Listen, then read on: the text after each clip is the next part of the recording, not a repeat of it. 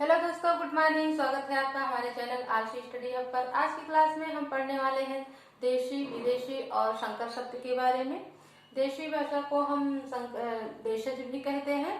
तो कल की क्लास में हमने पढ़ा था तत्सम और तद्भव के बारे में। ये हमारे शब्दों के वर्गीकरण का पहला प्रकार है, उत्पत्ति या स्रोत के आधार पर।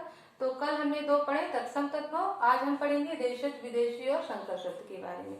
तो आइए जानते हैं कि देशज शब्द किन्हें कहते हैं।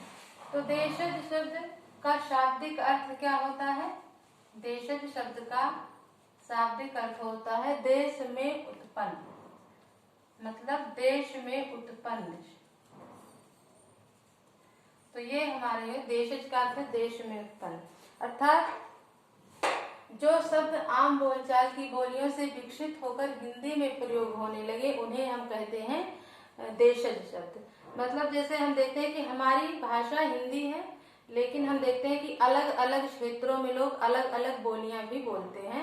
तो उन बोलियों में कुछ शब्द हमारे अधिक प्रयोग होने लगे थे, तो वो धीरे धीरे विकसित होकर हमारे जब विकसित हो गए तो वो हमारे हिंदी भाषा में प्रयोग होने लगे। तो हम उन्हीं को कहते हैं देशज शब्द। जैसे कि हम लिखते हैं कि यहाँ पर, जैसे हमारा शब्द है लोटा, हमने लिखा डिबिया।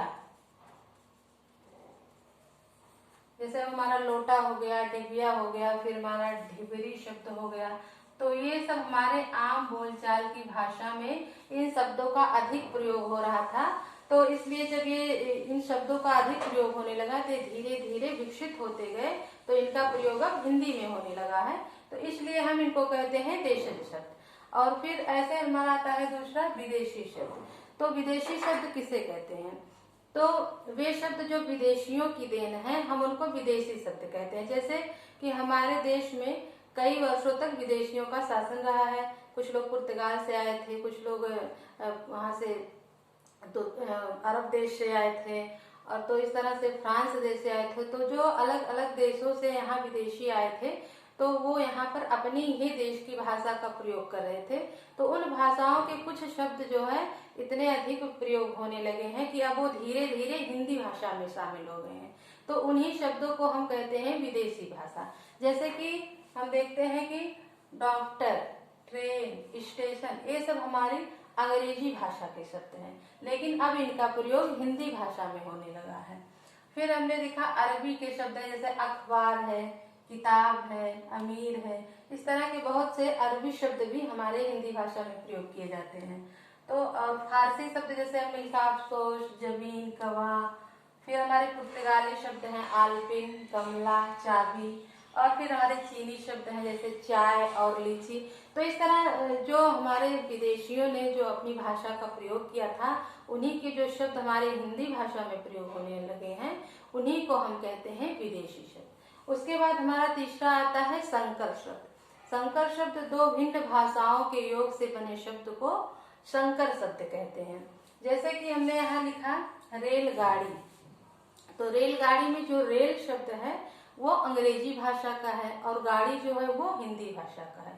लेकिन जब हम दोनों भाषाओं को मिला के लिखते हैं रेलगाड़ी, तो इन्हीं को हम कहते हैं संकर शब्द। तो इस तरह हमने बताया कि देशज, विदेशी और संकर शब्द के बारे में। अब हम दूसरा पढ़ेंगे रूढ़ शब्द, यौगिक शब्द और योग रूढ़ शब्द के बारे में। तो आइए जानते हैं रूढ़ शब्द किन्हें कहते हैं, यौगिक शब्द किन्हें कहते हैं और योग रूढ़ शब्द किन्हें कहते हैं।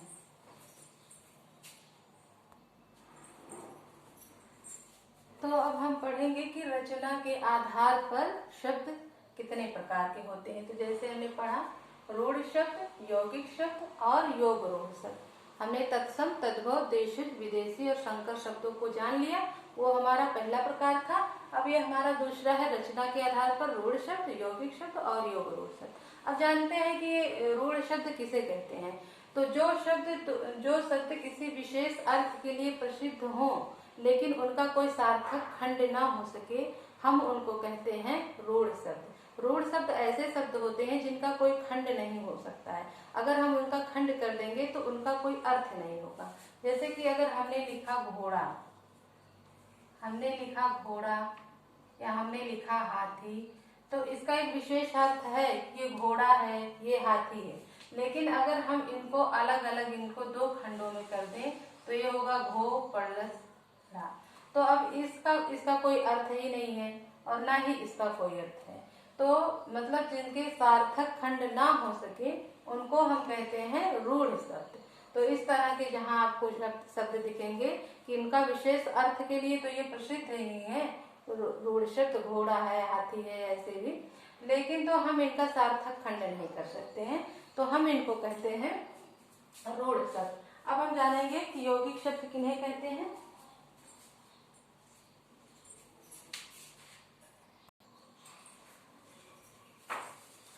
अब हम जानेंगे कि यौगिक शब्द किसे कहते हैं। तो यौगिक शब्द दो या दो से अधिक शब्दों के योग से बनते हैं, लेकिन यौगिक शब्दों के सार्थक खंड भी होते हैं। रूढ़ शब्द के खंड सार्थक नहीं होते हैं, उनका खंड किया नहीं जा सकता, अगर करेंगे भी तो उसका कोई अर्थ नहीं निकलेगा। लेकिन जो हमारे यौगिक शब्द होते हैं इनका सार्थक खंड भी हो सकता है और उनके जो खंड होंगे हम उनको दो खंडों में विभाजित करेंगे। जैसे हमने लिखा विद्यालय, तो हम इनको दो खंडों में बांट सकते हैं, जैसे विद्या प्लस आलय।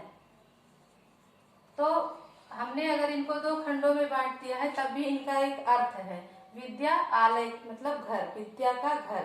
तो इस तरह से हम अगर इनको दो खंडों में बांट देते हैं तब भी इनका कोई ना कोई अर्थ निकलता है, तो हम इनको कहते हैं यौगिक शब्द।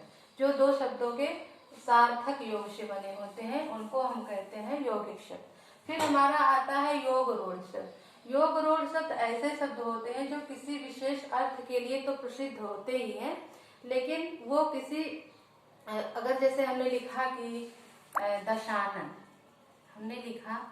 दशानन, तो जो ये योग रूढ़ शब्द होते हैं ये भी किसी दो या दो से अधिक भाषाओं के योग से बनते हैं, दो या दो से अधिक शब्दों के योग से बनते हैं, तो हम इनको कहते हैं योग रूढ़ शब्द। दो या दो से अधिक शब्दों के योग से ही बनते हैं योग रूढ़ शब्द, लेकिन ये किसी विशेष अर्थ के लिए प्रसिद्ध हो जाते हैं। जैसे कि हमने लिखा दशानन, तो दशानन का मतलब होता है कि रावण।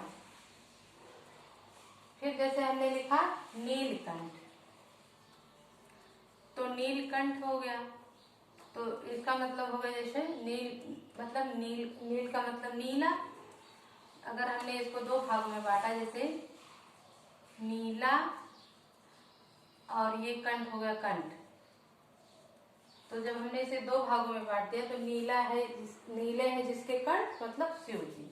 तो ये जो होते हैं ये अलग ही अर्थ को दिखाते हैं, ये अलग अर्थ के लिए प्रसिद्ध हो जाते हैं, तो हम इनको कहते हैं योग रूढ़ शब्द। तो इस तरह हमने जाना कि रूढ़ शब्द, यौगिक शब्द, योग रूढ़। तो अगर आपको हमारा वीडियो पसंद आता है तो इसे लाइक करें, शेयर करें।